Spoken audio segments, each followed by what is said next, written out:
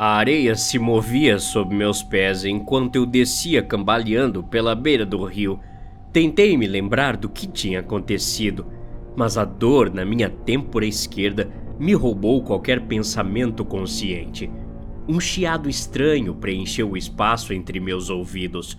Não era como o tipo de chiado de TV, era mais como o zumbido suave do ar passando pelos fios de um poste.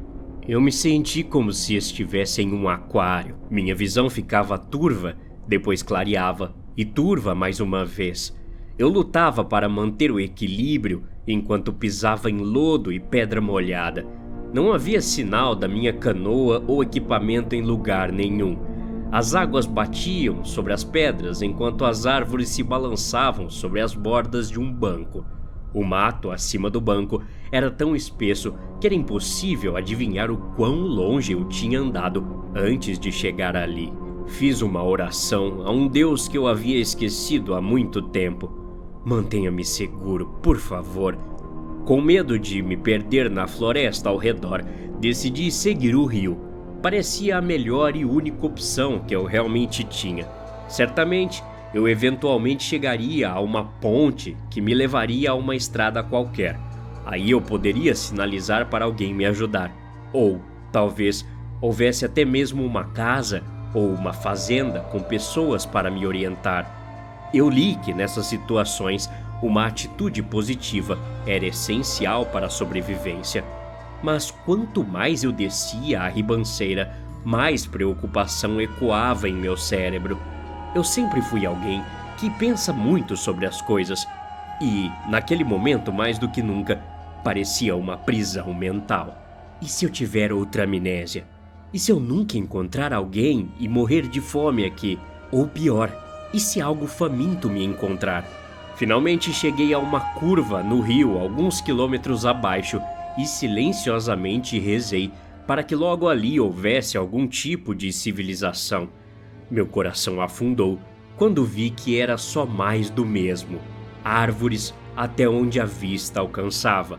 Pela primeira vez em uma das minhas aventuras senti falta da cidade. Prometi a mim mesmo que, depois que saísse dali, venderia todo o meu equipamento de caminhada e nunca mais sairia da minha cidade. Se eu conseguisse sair, é claro. Minhas panturrilhas gritavam enquanto eu me arrastava por mais alguns quilômetros na margem. Minha boca estava seca como algodão e meu estômago roncava de fome. Minha mentalidade positiva estava quase indo embora completamente, quando vislumbrei algo amarelo brilhante perto da beira da água. Não era possível. Minha mochila! Gritei de alegria e corri em direção a ela. Peguei e a abracei como se fosse um parente perdido há muito tempo. Jesus Cristo, eu não conseguia acreditar. Examinei a área, esperando ver minha canoa encalhada, mas não tive sorte. Ainda assim, eu estava muito feliz quando tirei uma garrafa de água e um saco de vitaminas dentro e os devorei. A preocupação diminuiu o suficiente para que a esperança reaparecesse. Eu estava quase rindo, até que de repente, uma série de grunhidos, seguidos de um rosnado baixo, interromperam minha comemoração. Eu congelei. Meus olhos se moveram para frente e para trás, para cima e para baixo na linha das árvores, mas não vi nada. Não havia sinal visível de onde o som tinha vindo. Era definitivamente um animal e parecia grande. Fechei o zíper da minha bolsa e a joguei sobre os ombros com a maior calma que pude. Depois, continuei minha viagem ao longo do leito do rio. Minhas pernas tremeram com o desejo de correr, mas eu sabia que era uma péssima ideia. Quase tudo que me visse correr iria querer me perseguir. Era a natureza dos predadores. Depois de cerca de meia hora, finalmente soltei a tensão nos meus ombros e me deixei respirar um pouco.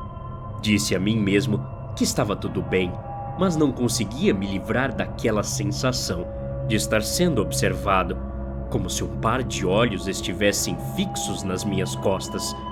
Fiquei grato pela minha mochila cheia de roupas extras, comida e água, mas gostaria de ter encontrado a outra também. Minha bolsa menor continha um mapa, GPS e o mais importante, Meu celular. Um telefonema para minha mãe e ela convocaria um exército de guardas florestais e policiais para me buscar. Suspirei profundamente e continuei. Eu tinha perdido a noção dos meus passos e não tinha certeza de quantos quilômetros mais eu tinha percorrido, mas parecia muito.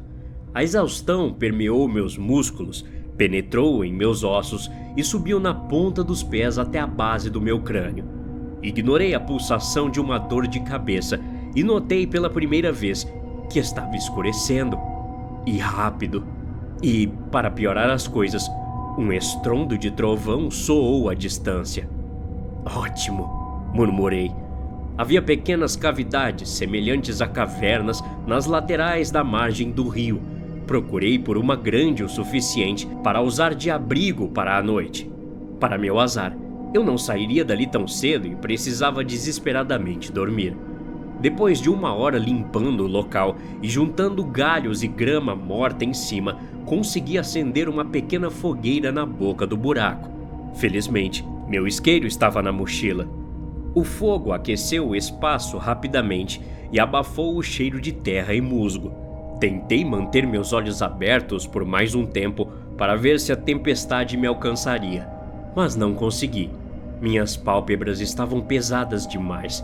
Meu corpo gritava por sono e eu dormi. Relâmpagos e chuva forte me arrancaram do sono. Minhas calças estavam encharcadas de lama de onde a chuva tinha entrado enquanto eu dormia. Dava para ver que o rio tinha subido acima da margem e agora estava a apenas alguns metros da entrada do buraco onde eu dormia. Minha mente estava girando enquanto eu tentava decidir o que fazer, quando um raio atingiu uma árvore do outro lado da margem. Ele iluminou o vazio negro da noite e, por um momento, pensei ter visto algo do outro lado das águas escuras. Meu coração quase saiu do peito. Eu poderia jurar que vi algo ali, observando. Não poderia ser. Tinha que ter sido impressão minha. Mas então, outro raio iluminou a terra. Uma forma grande e preta se elevava sobre uma pedra do outro lado do rio. Não consegui distinguir suas feições, mas seu rosto parecia branco como osso, com enormes chifres se estendendo sobre sua cabeça como galhos de árvores. Entrei em pânico e saltei do meu esconderijo como um coelho. Agarrei a argila molhada na margem do rio e corri cegamente à borda da floresta. Galhos e arbustos chicotearam meu rosto e agarraram minhas roupas. A fuga assumiu o controle. Minhas pernas me carregaram o máximo que puderam, até que virei na base de um carvalho e vomitei. A chuva era quase ensurdecedora enquanto batia nas folhas acima, e ainda assim ouvi 3 grunhidos e um rosnado. Foi por pouco. Eu não conseguia ver merda nenhuma. Era obrigado a me mover com as mãos esticadas na minha frente para não colidir em nenhuma árvore. Fui mais fundo na vegetação, completamente inseguro sobre para onde estava indo. Mas algo me disse que se aquela coisa me pegasse, eu estaria morto. Ou pior que morto. Eu tinha lido na internet no verão passado que uma garota estava caminhando na floresta quando um leopardo a viu. Ela se fingiu de morta, mas o leopardo parece que estava com fome demais e começou a comê-la dos pés para cima. Ela ligou para a mãe e falou com ela por um tempo, enquanto ele a devorava. Essa história ficou ecoando na minha mente como um pesadelo, enquanto eu chorava, passando por espinhos, folhas e árvores. Dei um tapinha no meu bolso para encontrar meu canivete e, silenciosamente, decidi que, se eu fosse ser devorado lentamente vivo, enfiaria a lâmina no meu pescoço antes. Mas eu rezei para que não chegasse a esse ponto. Mais grunhidos e rosnados soaram de algum lugar profundo nas entradas da floresta. Eu gritei dessa vez, enquanto lágrimas se misturavam com chuva em minhas bochechas. É isso. É assim que eu iria morrer. O pensamento parecia um fato que ocorreria inevitavelmente. Mas quando eu estava prestes a me entregar para a morte, vi algo. Faróis cortavam os troncos das árvores a cerca de 30 metros de distância. Gritei por socorro enquanto corria em direção à luz. Um caminhão estava fazendo uma curva quando caí no asfalto e me joguei de joelhos. Eu podia ouvir os freios enquanto o caminhão derrapava em minha direção, mas eu não conseguia me mover. Meu peito arfava com soluços pesados, enquanto a frente do caminhão quase beijava minha testa. O que é isso, Jesus amado? Ouvi a motorista gritar, enquanto ela abria a porta e corria para a frente. Você está bem? O que diabos você está fazendo aqui fora? Uma mulher enorme de macacão me agarrou pelos ombros e examinou meu rosto. Mas eu não conseguia responder. Eu estava com muito medo, muito cansado. Vamos colocar você no caminhão, vem? Ela me ajudou a subir na cabine pelo lado do passageiro e me disse que tudo ficaria bem. Talvez eu estivesse bem.